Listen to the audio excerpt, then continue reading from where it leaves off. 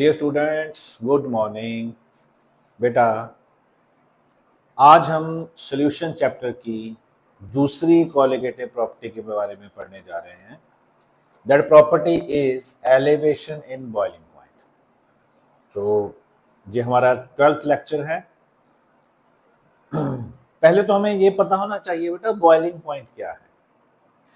देखो, हमने बात वही पढ़नी है कि हमारे पास एक वोलाटाइल सॉल्वेंट था, ठीक। उसमें हमने एक नॉन वोलाटाइल सोल्यूट डाल दिया, ठीक। पहली प्रॉपर्टी में हमने पढ़ा था कि जब हमने नॉन वोलाटाइल सोल्यूट डाला वोलाटाइल सॉल्वेंट में तो वेपर प्रेशर कम हो गया। यही पढ़ा था ना, that was relative lowering in vapour pressure. हमने वो प्रॉपर्टी पढ़ी है। दूसरी बात यह है कि जब हमने वही काम किया, फिर हमने वोलाटाइल सॉल्वेंट लिया, उसमें हमने सोल्यूट डाल दिया, तो बॉइलिंग पॉइंट पे उसका क्या इफेक्ट हुआ। दिस इज द प्रॉपर्टी, और ये कॉलिगेटिव प्रॉपर्टी है, इसलिए हम ये यहाँ पे इस चीज को भी एक्सप्लेन करेंगे कि जो जो प्रॉपर्टी है ये डिपेंड करेगी नंबर ऑफ सोल्यूट पार्टिकल्स पे, ना के नेचर ऑफ सोल्यूट पार्टिकल्स के। दैट्स वाई ये कॉलिगेटिव प्रॉपर्टी है, ठीक। पहले हमें पता होना चाहिए कि what is boiling point. So boiling point क्या है बेटा? Boiling point of the liquid is temperature. ये वो टेम्परेचर है यहां पे जो वेपर प्रेशर है बेटा वो इक्वल हो जाता है एटमॉस्फेरिक प्रेशर की। वो टेम्परेचर, जिस टेम्परेचर पे जो वेपर प्रेशर है वो इक्वल हो जाता है एटमॉस्फेरिक प्रेशर के, that is boiling point. Generally हमने पढ़ा है कि बॉइलिंग पॉइंट क्या है, जिस टेम्परेचर पे कोई चीज बॉइल करती है। उस कॉन्सेप्ट से भी सोच लो। पहले जनरल देख लेते हैं हम। देखो, हमने वोलाटाइल सॉल्वेंट में सोल्यूट डाल दिया, ठीक। क्या हो गया? वेपर प्रेशर डाउन हो गया, मतलब वेपर कम बनने शुरू हो गए, ठीक। अगर हमने वेपर ज्यादा बनाने हैं तो क्या करना पड़ेगा बेटा? टेम्परेचर को बढ़ाना पड़ेगा। वेपर तो तभी बनेंगे अगर वो बॉयल करेगी चीज, वो सॉल्यूशन है जो बॉयल करेगा। और अगर हमने वेपर प्रेशर कम हो गया, वेपर कम बनने शुरू हो गया, अगर हम चाहते हैं कि उसके ज्यादा वेपर्स बने, मतलब वो बॉयल हो, तो हमें क्या करना पड़ेगा बेटा? टेम्परेचर बढ़ाना पड़ेगा, तभी तो वेपर बनने शुरू होंगे, अदरवाइज तो होंगे ही नहीं, ठीक। इसी प्रॉपर्टी को हमने डिटेल में पढ़ना है। पहली बात तो क्लियर हो गई, बॉइलिंग पॉइंट है क्या? वो टेम्परेचर है जिसपे vapour pressure becomes equal to atmospheric pressure. इस बात को बेटा हमने समझना है ग्राफ से। कॉन्सेप्ट सारे का सारा क्लियर हो जाएगा हमारे ग्राफ से। सो हमने एक ग्राफ ड्रॉ करना है जिसमें हमने ग्राफ में वेपर प्रेशर और टेम्परेचर ही लेना है। मैंने ये बाई एक्सिस एक्स एक्सिस ले लिया। इधर है बेटा वेपर प्रेशर और इधर है टेम्परेचर, ठीक। अब हमने बात की थी वोलाटाइल सॉल्वेंट की। सो अगर हमने वेपर प्रेशर के बेस पे मैंने सॉल्वेंट की और जब हमने उसमें नॉन वोलाटाइल सोल्यूट डाल दिया, उन दोनों का हमने यहाँ पे एक स्लोप बनानी है। अगर हम इसकी स्लोप ड्रॉ करेंगे तो हम देखेंगे कि सॉल्वेंट का वेपर प्रेशर ज्यादा होता है। ये सॉल्वेंट की कर्व होगी बेटा। सोल्यूशन का वेपर प्रेशर कम होता है, हमें पता है। ये वेपर प्रेशर है बेटा, बॉइलिंग पॉइंट नहीं लिया हमने। बॉइलिंग पॉइंट की बात हम करेंगे कि जब वो टेम्परेचर जिसपे जो वो टेम्परेचर जिसपे वेपर प्रेशर इक्वल हो जाता है एटमॉस्फेरिक प्रेशर, ठीक। ये तो क्लियर हो गया ना आपको? इस चीज को क्लियर कर लो बेटा। सॉल्वेंट हमने ऊपर बनाई है लाइन, जी वेपर प्रेशर ऊपर को बढ़ रहा है। सो वेपर प्रेशर सॉल्वेंट का ज्यादा है।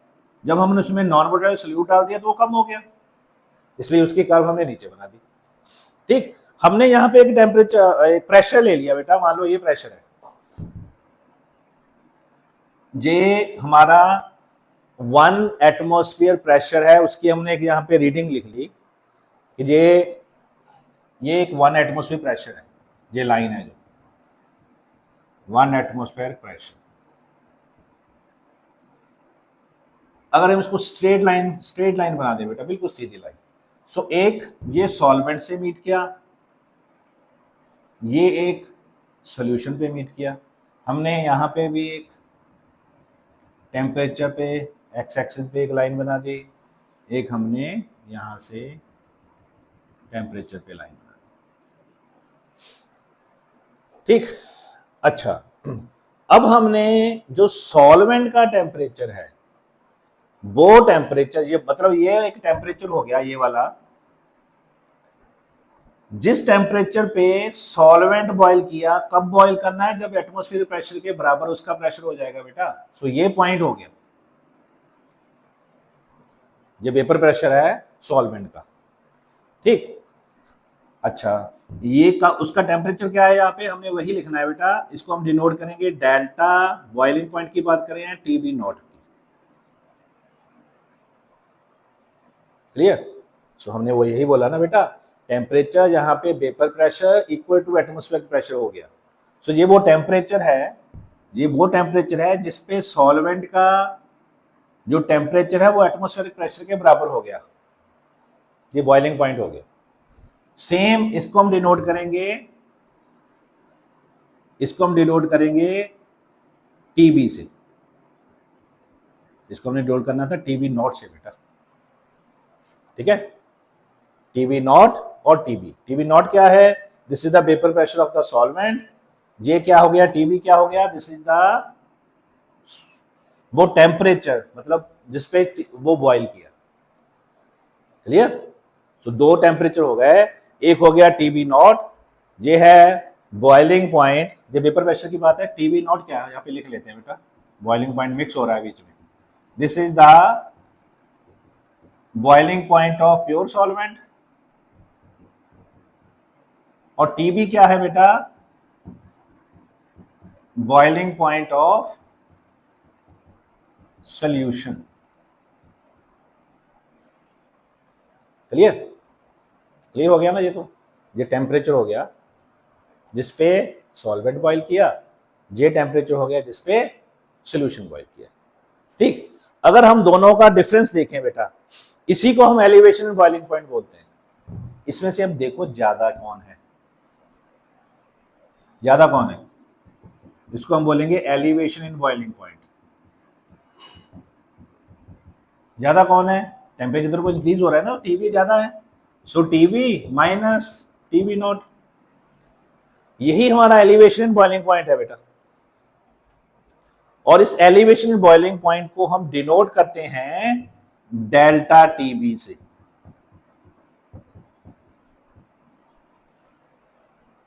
ये टर्म हो गई ना, पहला टेम्परेचर जो बॉइलिंग पॉइंट है ये ज्यादा है, ये कम है, ज्यादा में से कम निकालेंगे, हमारा डिफरेंस आ जाएगा इसका, that is the elevation boiling point, वही एलिवेशन बॉइलिंग पॉइंट हो गया। क्लियर? सो ये हो गया हमारा एलिवेशन बॉइलिंग पॉइंट। ग्राफ से हम इसको प्रॉपरली डिस्क्राइब कर सकते हैं कि this is elevation boiling point. और एक्सपेरिमेंटली बेटा, experimentally it is determined, experimentally हमने ये डिटरमाइन किया हुआ है क्या, कि जो डेल्टा टीबी है बेटा, that is the elevation boiling point, जो डेल्टा टीबी है that is directly proportional to m बेटा, स्मॉल एम।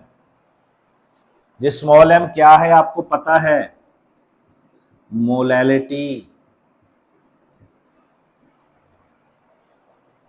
ठीक, प्रोपोर्शनैलिटी का साइन हटाने के लिए हमने यहाँ पे एक साइन यूज कर लिया के बी, एम, एम तो मोलैलिटी हो गया। ये के बी क्या है बेटा, व्हाट इज दिस के बी, इट इज कांस्टेंट। ठीक है, इसको हम बोलते हैं molar boiling point elevation constant, molar boiling point elevation constant. किसको बोला हमने ये? केबी को बेटा।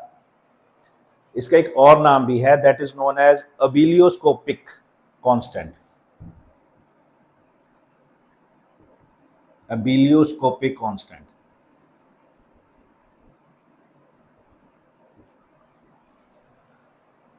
ठीक।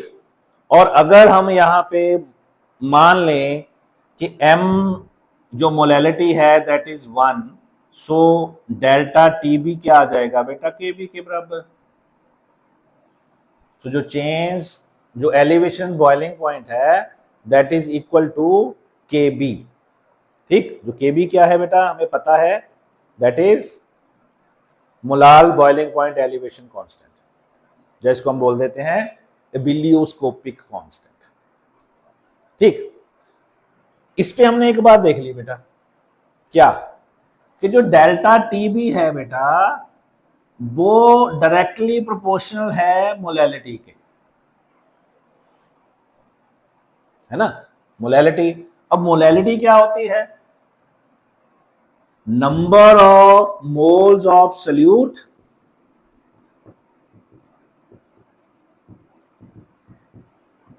Divided by weight of solvent, यही होती है।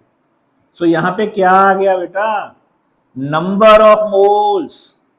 इट मींस जो एलिवेशन बॉइलिंग पॉइंट है that depends upon molality, it means it depend upon number of solute particles, that's why it is colligative property. ठीक। इसीलिए ये कॉलिगेटिव प्रॉपर्टी है। तो बेटा अब हम कैलकुलेट करेंगे कॉलिगेटिव प्रॉपर्टी के बेस पे determination of molar mass of solute, इसी प्रॉपर्टी के बेस पे, that is from the elevation in boiling point. इससे रिलेटेड न्यूमेरिकल आते हैं, मैंने आपको पहले भी बात की थी। हमने पढ़ लिया बेटा, जो पहले पढ़ा है उसके हिसाब से क्या है? एलिवेशन इन बॉइलिंग पॉइंट किसके बराबर आ गया था? केबी इंटू एम। ठीक है। केबी क्या था? वो कांस्टेंट था। और एम क्या थी? That was molality. ठीक। So delta Tb was equal to Kb into M. ठीक। बाकी हमने कुछ चेंज नहीं करना बेटा। मोलैलिटी, एम क्या है? मोलैलिटी। ये क्या थी? हमने पढ़ा है number of moles of solute divided by weight of solvent. हमने यहां पे ले लेते हैं इन ग्राम्स। मैं इसको रेजी कर देता हूं, इसकी जरूरत नहीं है अब ना।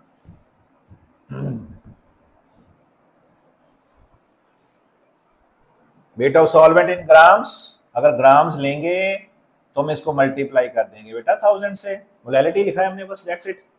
अब हमें पता है number of moles of solute क्या होते हैं बेटा? Given mass over molar mass. Weight of solvent क्या है?